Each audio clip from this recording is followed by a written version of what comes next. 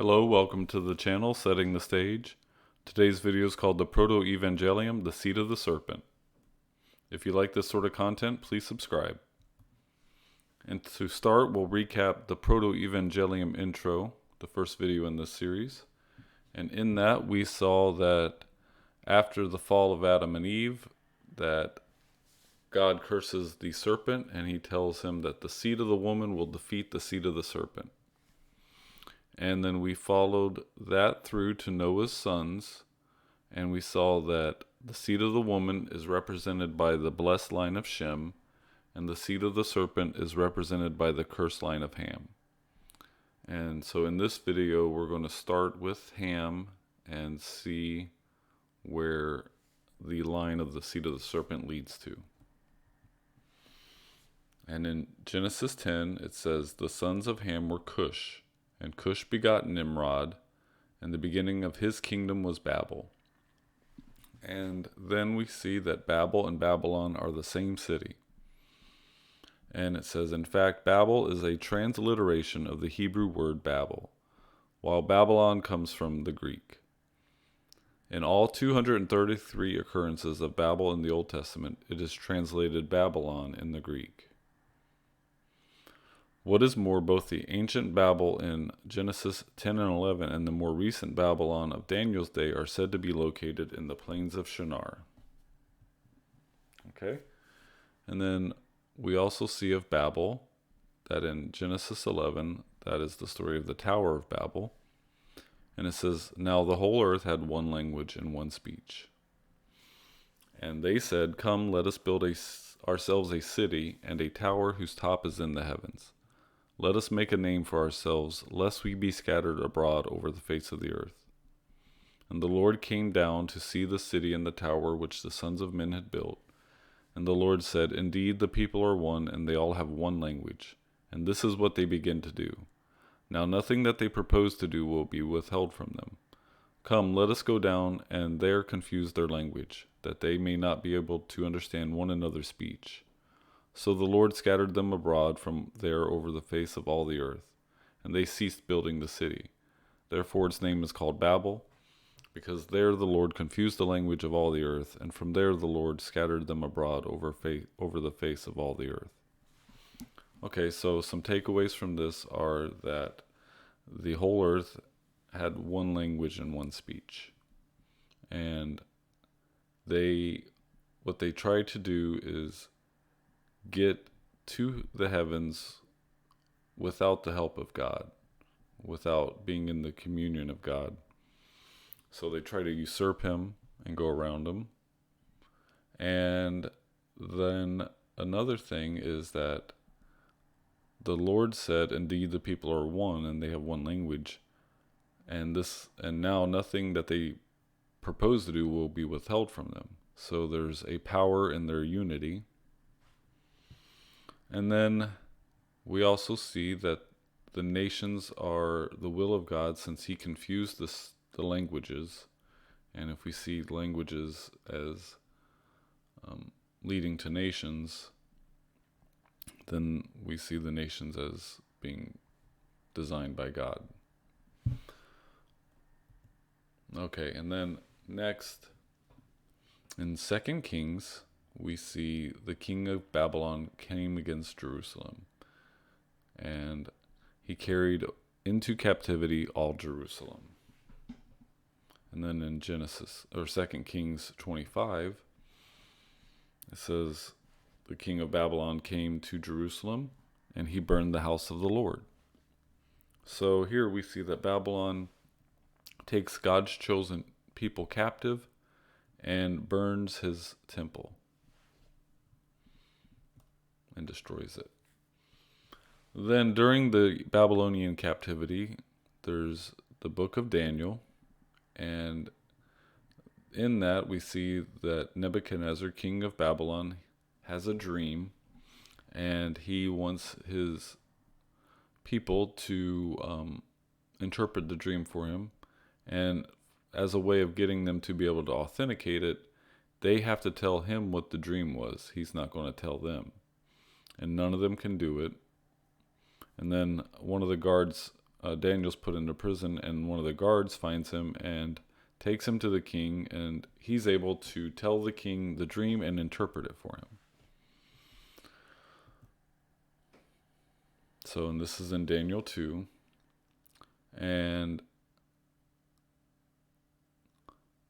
he tells the king the dream, and he says, "You, O king, were watching, and behold, a great image.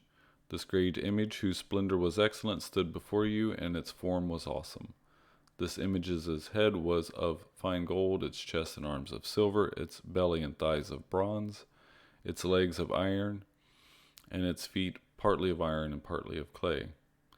And you watched while a stone was cut without hands, which struck the image on its feet of iron and clay, and broke them in pieces. Then the iron, the clay, the bronze, the silver, and the gold were crushed together, and became like chaff from the summer threshing floors. The wind carried them away so that no trace was found, and the stone that struck the image became a great mountain and filled the whole earth." Okay, and then he says, "This is the dream. Now we will tell the interpretation of it before the king."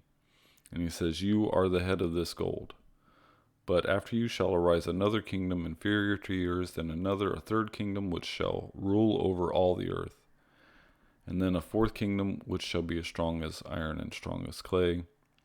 And then that kingdom shall be divided, and that's the kingdoms that are partly of iron and partly of clay.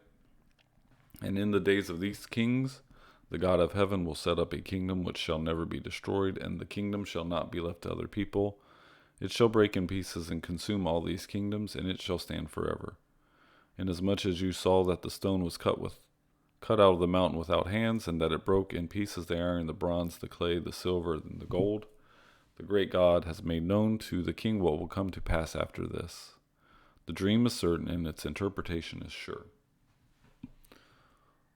So, this is a artistic representation of the image from Nebuchadnezzar's dream. And the concept is that the head is Babylon, and it develops into a succession of kingdoms, and that those kingdoms will rule and govern the whole world. So Babylon is the root of the one world government. And here we see another representation where the rock is striking the foot and destroying the image. And then in Revelation, we can see confirmation of that. And in Revelation 17, it says, "I saw a woman sitting on a scarlet beast, and on her forehead a name was written, Mystery Babylon the Great." And we also see that the woman was drunk with the blood and the saints of the martyrs of Jesus. And then further in Revelation 17, it says, "The woman whom you saw is that great city which rules over the kings of the earth."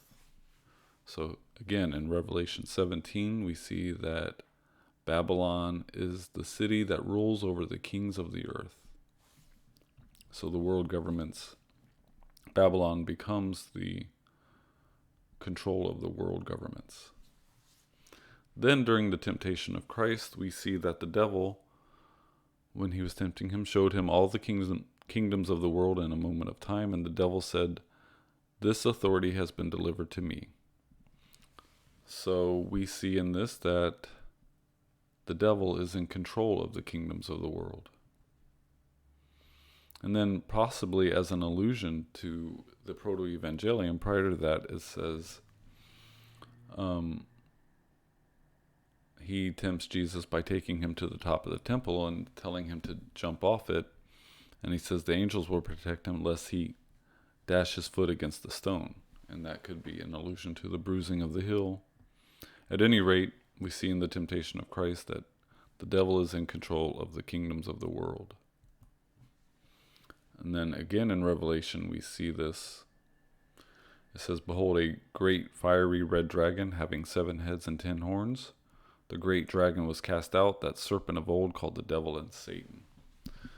And so we see that here, the thing to note is that the devil is a serpent and dragon, and he has 7 heads and 10 horns. And then also in Revelation chapter 13, it says, I saw a beast rising up out of the sea, having 7 heads and 10 horns, like the dragon. And the dragon gave him his power, his throne, and great authority. And all the world marveled and followed the beast. So now, the interesting thing to note that if you reference Daniel, from Daniel 7, it says, the 4th beast shall be a 4th kingdom on earth, which shall be different from all the other kingdoms and should devour the whole earth. So here we see a beast is a kingdom. And again, we see here that the beast rises up, has 7 heads and 10 horns like the dragon, who is the devil and Satan, and the dragon gives him his power. And all the world marveled and followed the beast. So again, we see that the dragon, the devil, and Satan is in control of the kingdoms that will govern the whole world. So this is the principle that the devil is in control of the kingdoms of the world, which are represented as Babylon. Okay, to recap. The seed of the woman defeats the seed of the serpent. The seed of the woman is the blessed line of Shem, which we'll explore further in another video. And then in this video, we saw that the seed of the serpent is represented by the cursed line of Ham. Ham leads to Babylon. Babylon represents the kingdoms of the world, and the kingdoms of the world are run by Satan. Okay, thanks for watching. If you like this video, please subscribe and look forward to future videos coming up in this series. Have a nice day.